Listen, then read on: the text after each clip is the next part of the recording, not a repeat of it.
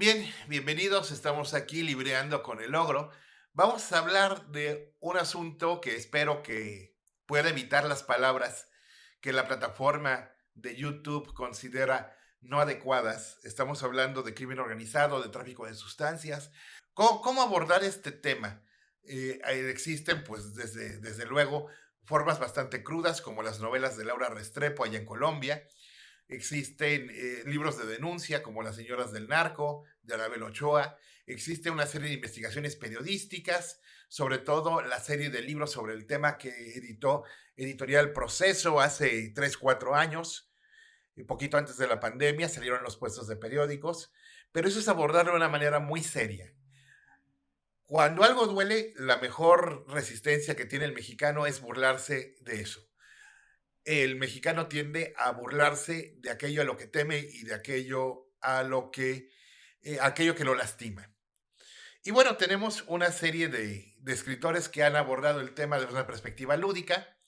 Está el poblano, que murió muy joven, Juan Hernández Luna, que tiene sus novelas de detectives, Tabaco para el Puma y quizás otros labios, que habla de los entresijos del crimen organizado y del poder político, y su novela Tijuana Dream, donde el protagonista se enfrenta a estos mismos elementos, pero desde una forma bastante lúdica, ligera, divertida. La novela tiene más de 30 años, así es de que podemos ponerla un poquito descontextualizada a lo que el fenómeno pues explotó, se elevó 900% entre los sexenios de Vicente Fox y de Felipe Calderón, pero es un buen approach. Miren, sobre el fenómeno del tráfico de sustancias ilegales y del crimen organizado, se puede hablar largo y tendido desde la sociología, desde la criminalística, pero desde la literatura hay una serie de escritores latinoamericanos y sobre todo mexicanos que le dan un toque de humor para enfrentarse a la dura realidad que eso implica. Entre esos libros está Tijuana Dream, de Juan Hernández Luna, donde además de contar las vicisitudes frente al crimen organizado del protagonista, es una carta de amor a la entonces, hace más de 20 años, impoluta y contestataria periodista que fue Carmen Aristegui, y leído a 20 años de distancia, uno se ríe bastante. Tiene otras novelas dentro del género, que son las novelas de detectives, Tabaco para el Puma y quizás otros labios, y son divertidísimas. Con un poco de esfuerzo se las encuentran en internet. Vale la pena leerlo. Juan Hernández Luna, poblano, desgraciadamente murió muy joven. Recuperen esas novelas, son geniales. Tenemos también que Bernardo Fernández Beff, cuando no está escribiendo ciencia ficción, se pone a escribir unas novelas muy divertidas, protagonizadas por una oficial, la oficial Andrea, que deja de ser oficial y se hace detective privada para hacer frente a su cacería y venganza personal contra la eh, Junior del crimen organizado, Lice Subiaga. Y Lice Subiaga, que está en la primera novela Tiempo de Alacranes, como cómplice involuntaria en una carrera de crímenes menores y asaltos bancarios pueblerinos, en la primera novela Tiempo de Alacranes, que se convierte después en una figura que está promoviendo las drogas de diseño porque es bien trendy la morra, en la novela Hielo Negro, que se convierte en traficante de influencias y en pues corredora de fraudes bancarios en la novela Cuello Blanco, y que termina como dealer de arte falsificado en la novela Azul Cobalto. Durante toda esta serie de novelas, el juego de gato y ratón entre el oficial Andrea y Lizzie Subiaga va subiendo de tono y va llegando a situaciones cada vez más delirantes y disparatadas, desde el asalto a una bodega de fármacos con sus sicarios en patines vestidos de gorilas. No quiero que me lo cuente como spoiler porque está en el capítulo 1 de la novela. Llega a hablar de los desfiguros totales de las personas que detentan esa cantidad de poder económico, político y social tan grande como son las figuras del crimen organizado. Los desfiguros llegan a tal grado que los demás integrantes del crimen organizado le quieren poner un alto a Lizzie Subiaga, que siempre está 3 pasos adelante hasta que ya no lo está. Entonces, esta serie es muy recomendable, se la encuentran, están en Editorial Océano y se los encuentran con rebaja en el Fondo de Cultura Económica.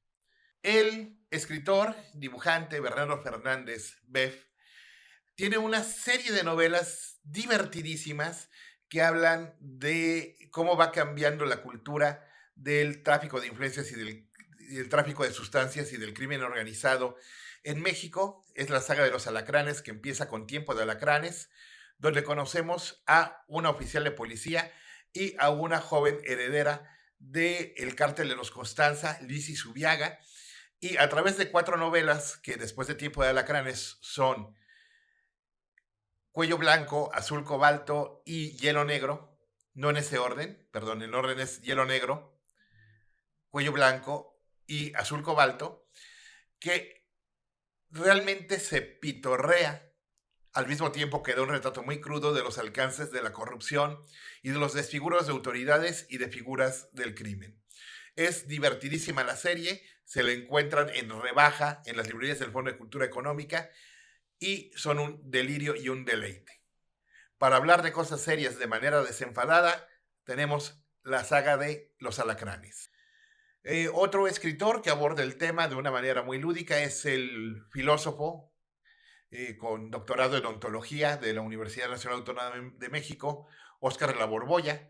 Óscar La Borbolla, que se merece su propio libreando por muchísimas razones, hace un relato fantástico, grotesco, pantagruélico, exagerado, de lo que es el alcance del poder y de los medios del crimen organizado en este país, en la novela La vida de un muerto, que es desternillante de risa. Te estás muriendo de la risa a cada rato, de todos los excesos que se están fraguando alrededor de una persona que en los separos tira la típica, usted no sabe quién soy, que era faroleando, pero resulta ser que alrededor suyo la gente le hace segunda y por el miedo a que de verdad pueda ser un peso pesado, va accediendo cada vez más adentro de los niveles de corrupción y de poder. Siguiendo con la línea de escritores que hablan del crimen organizado, de todos sus excesos, de toda la parafernalia alrededor de ellos, de todo lo pantagruélico y de todo lo titánico que construyen a su alrededor, tenemos La vida de un muerto de Óscar La Borbolla. Óscar La Borbolla hace un relato fantasioso, completamente grotesco, de lo que es el todopoderoso alcance del narcotráfico. La novela se encuentra fácil, está en Planeta y es divertidísima, porque únicamente en tono de comedia podemos hablar de estos temas sin ponernos a llorar. La dura realidad latinoamericana está vista desde fuera, de una manera lúdica, porque si no están los libros de criminalística y los reportes de la Nota Roja.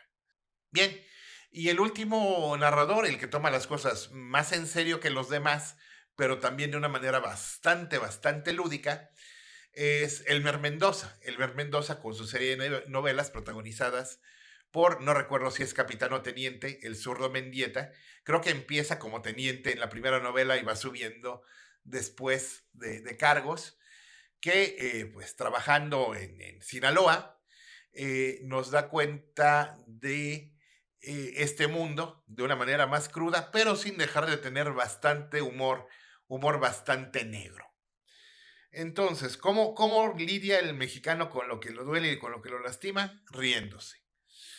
De hecho, pues Elmer Mendoza y el Batman Güelmes fueron los anfitriones de Arturo Pérez Reverte cuando se aventó ese viaje legendario a México, donde se la pasaron briagos la mayor parte del tiempo, donde se empapó de la narcocultura Arturo Pérez Reverte para escribir La Reina del Sur, que fue un fenómeno que es mucho más conocido, mucho más difundido que todos los libros anteriores que les dije, pero sin todos los libros anteriores, La Reina del Sur no hubiera podido ser posible.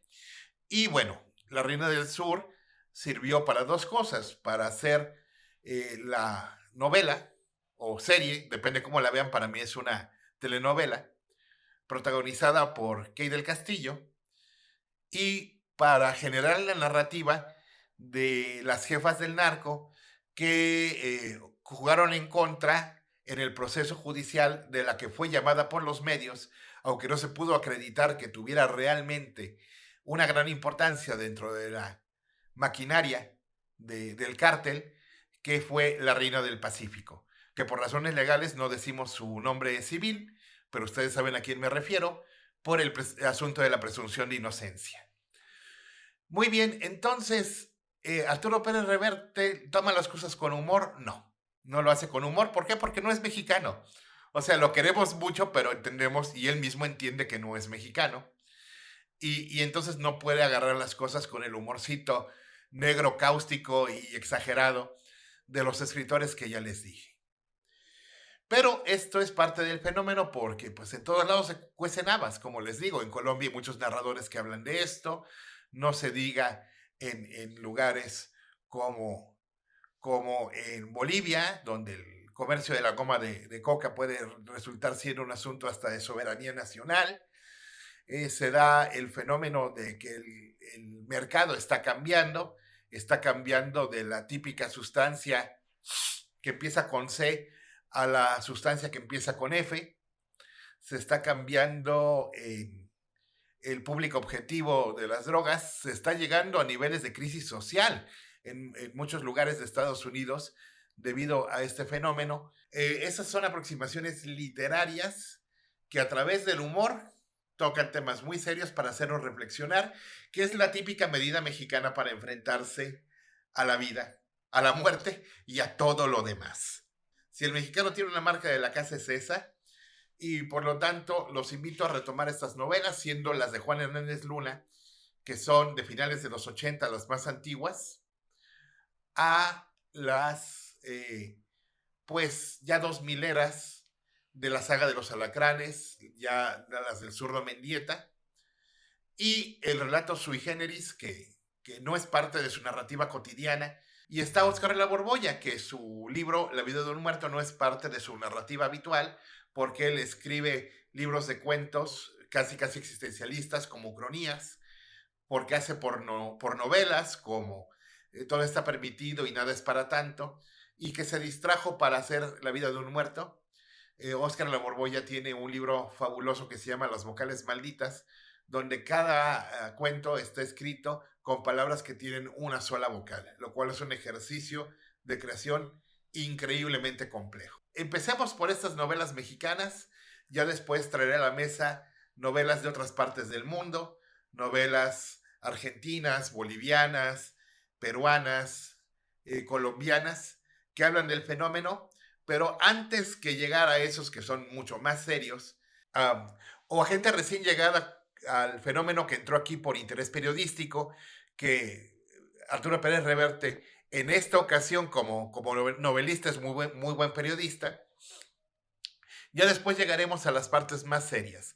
Para empezar el tema, empecémoslo de manera suave con el humor de estos autores mexicanos, que son imprescindibles y que tienen una obra impresionante. Sí, hay que tomarlo de una manera ligera a través de esos autores mexicanos, antes de entrar a la discusión seria. Y que hablemos de temas serios no quiere decir que no podamos divertirnos mientras tanto. Lean. Gracias.